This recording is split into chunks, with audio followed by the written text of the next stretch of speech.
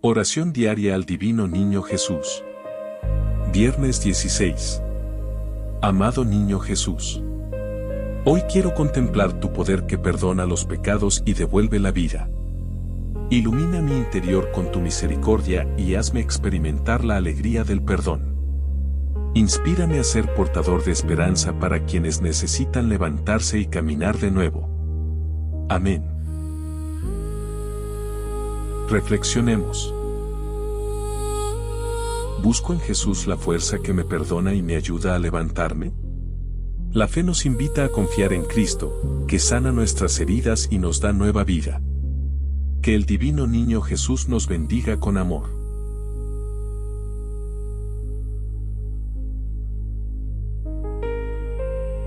Comunidad Católica Digital, tu fiel amigo.